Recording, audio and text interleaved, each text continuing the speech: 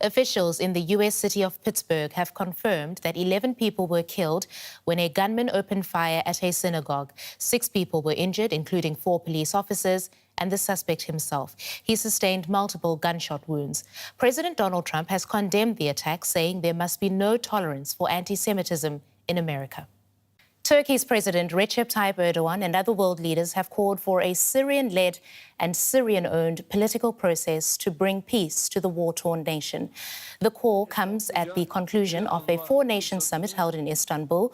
The leaders of Turkey, Germany, France and Russia met to find a political solution to Syria's devastating 7-year civil war.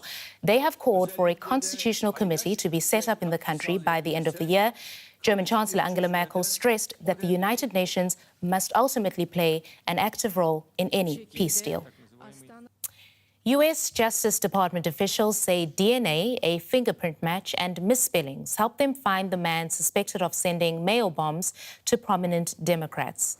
56-year-old Cesar Sayoc of Florida, who was arrested on Friday, faces 2 charges in connection with the mail bomb plot. His fingerprint was found on one envelope, and misspelled words on some packages matched those on his social media postings. Investigators also found a DNA sample that possibly matched his from a previous arrest.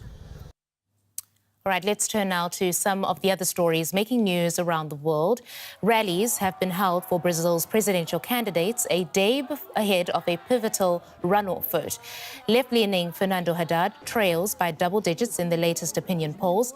Hundreds of bikers rallied in Sao Paulo for far-right candidate Jair Bolsonaro. He is pledged to crack down on crime and open the Amazon rainforest for economic development. Police in Mexico have abandoned a blockade they formed in the south of the country to stop thousands of migrants heading toward the U.S. border. They ended the standoff after the country's National Human Rights Commission said the rural stretch of highway without shade or water was no place to hold negotiations. A helicopter believed to be carrying the owner of Leicester City Football Club has crashed outside the club's stadium. The accident occurred an hour after Leicester's game against West Ham had ended. The identity of those on board remains unclear, and it's also unknown whether there are any survivors.